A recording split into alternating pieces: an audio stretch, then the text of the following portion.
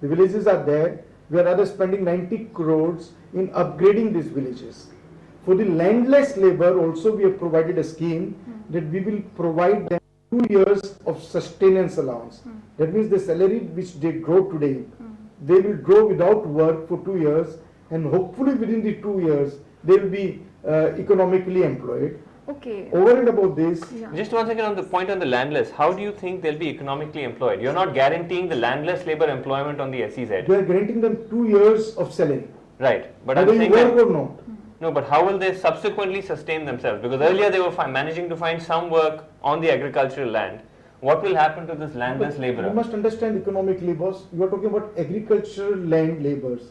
Now, when we do such a huge economic development, it is going to generate an employment of 2 million people. Right. And these landless labours are 6,000 families. So they will be in great demand. They will be the first people whom everybody will be seeking to. Well, historically, what's been seen in the other acquisitions in that region has been this, and that's why people are really worried. Even when it comes to jobs that are given, yes, it could be a job for that particular generation, but subsequently it ends there, or they don't even get those jobs.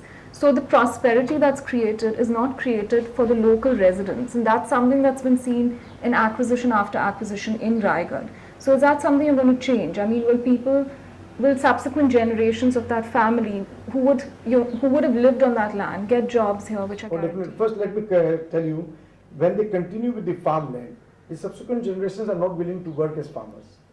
So they are jobless today. With the new generation, it's just not, our data also shows that the new generations have migrated to cities. They are not willing to work on farmland. When we do an SEZ development, this new generation will be in great demand. They will not be dependent on me to give employment. I hope they will be so affluent and they will be so well placed and they will be so well doing businesses of their own that they don't need any support. What if they need to come back to Historically, we have to go out. You know, we provide a man a subsidy for some time. We don't have to provide subsidy for generations to come. This mindset is wrong. So it's for that one generation. You teach, you don't, instead of providing a fish every day, you teach the man fishing and then he'll make his own provisions. Okay. So my attitude is, Yes. we are doing such a huge economic development of the whole region that these generations after generations will be so well off that they will be, it's like a lottery ticket hitting them. No, but this is Mr. Jain with the assumption that virtually everybody who is unemployed in that region will be absorbed in the SEZ, which for the landless labourers you're not guaranteeing. How will a landless labourer even dream of getting a job in this new glittering SEZ of yours? Who will employ him in this SEZ? Will he be employed as in a mall? Will he be employed in a factory? How is he going to even attempt to enter the gates of your SEZ? All employed. In the earlier examples that you mentioned, there was no economic development. Please understand, it was MIDC or SIDCO which acquired land. They never built economic activity themselves. When MIDC acquires land, it gives away the land for industrialization to various private industrialists. It doesn't develop industries on its own. Similarly, SIDCO gave away the development to the developers. So that was the problem, where the employment was not generated. In our case, to my mind, 6,000 landless laborers will be the people who will be in the greatest demand. Because we are talking about generating 2 million of employment. We are providing various vocational training, various ITI programs. We have hired various NGOs to uplift all these people. We have Pratham, who is doing a marvelous job. We have provided self-employment schemes. I have come with an idea that those who take the entire money of 18 lakh rupees an acre and want to do a business on his own. So I have proposed that from our venture capital fund, we are willing to contribute an equal amount of equity contribution for him to do self-employment schemes. But subsequently his job will depend on his skills and on market requirements. I mean, not that's the free economy all about. Right. I mean, you don't want to have parasites, ultimately. Yes. People have to be willing to work.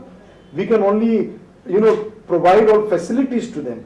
So people very loosely get confused that they take the agricultural land which is completely non-developed, and then when you sell it 150 lakh, you say, oh, my 10 lakh has become 150 lakhs. But what about And the they forget that, 25 to 40 market range you know, in the Raigad? prices prevailing before we came in was in the region of 1 or 2 lakh. We started buying at 4 lakhs and we got a large chunk, and then we realized that to have such a volume, we need to take up the prices. So it is we who have increased from 4 lakh to 10 lakh. But the locals are saying that there have been transactions there for between 25 to 40 lakhs, not 1 lakh.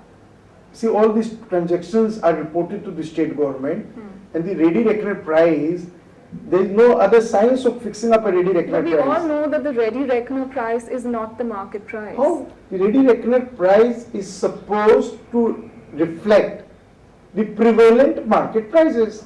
It is supposed to reflect the various seal deed status acre.